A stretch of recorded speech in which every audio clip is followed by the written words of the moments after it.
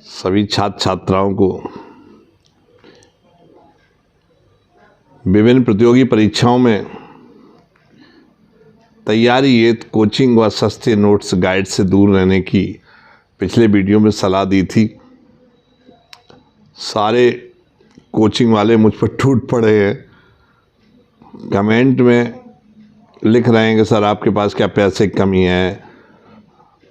और मैं कभी YouTube से अथवा किसी भी चैनल से कभी कोई पैसा नहीं लिया। कुछ लोग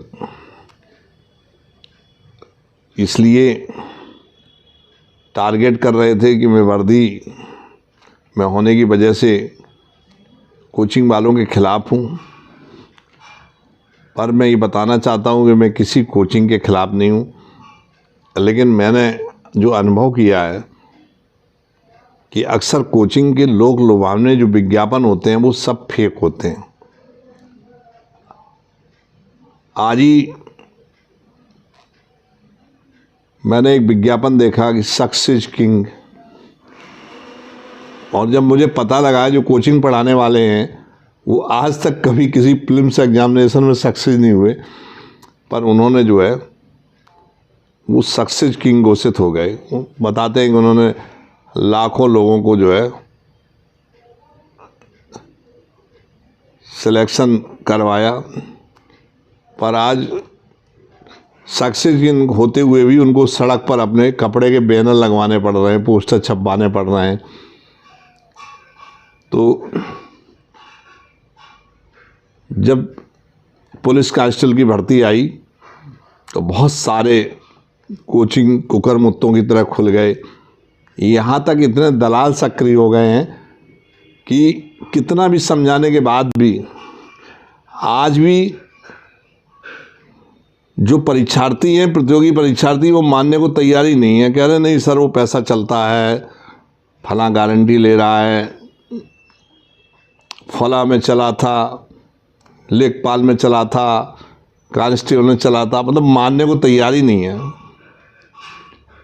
कितना भी समझाइए कि पिछले कई वर्षों से मैं देख रहा हूँ, पिछली सारी जो पुलिस की भर्तियां हैं, चाहे वो कांस्टेबल की हुई हो, एएसआई की हुई हो, पूर्णतया निष्पक्ष हुई हैं, पारदर्शी हुई हैं। एएसआई की परीक्षा में मैं गोरखपुर में खुद ही देख रहा था।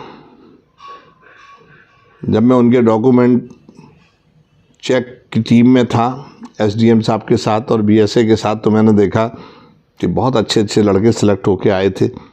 मैंने सबसे वार्ता की और सबने ये बताया कि सर मैंने न कोई पैसा दिया, न मैंने कोई सॉल्वर बैठा रहा, और मैं अपनी मेहनत से और अपने स्किल से, अपनी प्रतिभा से सिलेक्ट होके आया हूँ। तो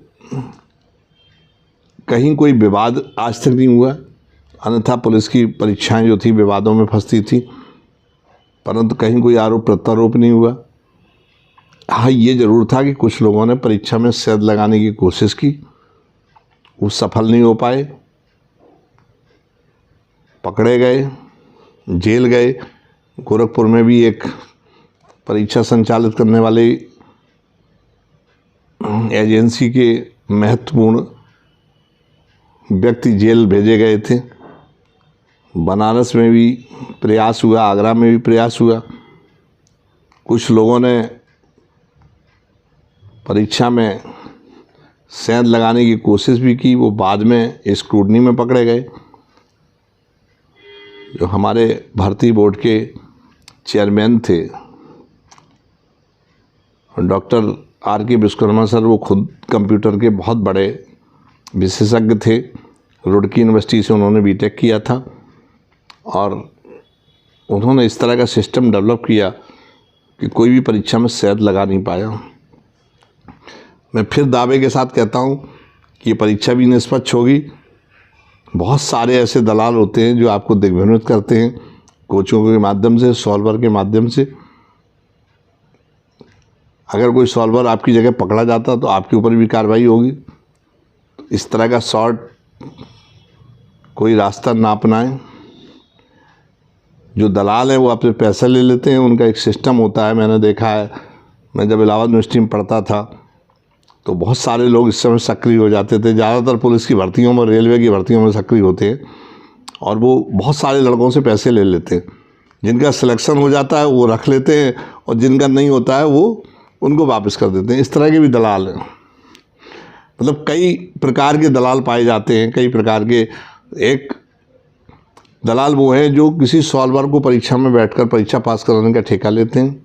दूसरे दलाल वो हैं जो कहते हैं कि मेरी बड़ी पैठ है, आप मुझे पैसा दीजिएगा। दुर्भाग्य से आपकी मेहनत से आपका सिलेक्शन हो गया तो जेब में डाल लेते हैं, नहीं हुआ तो आपको ईमानदारी से वापस कर देते हैं। कुछ दलाल ऐसे होते हैं जो पैसा ले लेते हैं, फिर उनके पीछे घूमते रहो, वो धीरे धीरे देते हैं। तो इस तरह की व्यवस्था ये बरसों पुरानी है। पहले प्रयागराज इसका गढ़ था, पर अब दूसरे स्थान इसके गढ़ बन गए हैं। प्रयागराज बहुत कुछ अब इस तरह की चीज़ों से दूर होता चला जा रहा है। बाहर के लड़के आते थे, वो सॉल्वर बन जाते थे। तो मैं, लोग भले ही विश्वास न करें, फिर भी मैं चैलेंज के साथ कहता हूँ कि परीक्षा निष्पक्ष है। आप मेहनत करें, तैयारी करें, किसी कोचिंग, किसी गाइड अथवा किसी दलाल के चक्कर में मत पड़ें। ये मेरा कोई इसमें इंटरेस्ट नहीं है, पर मैं आपके हित की बात कह सकता हूँ और मुझे कहने में कोई डर नहीं है, कोई संकोच नहीं है कि ये सब आपकी गाड़ी कमाई खा जाएंगे।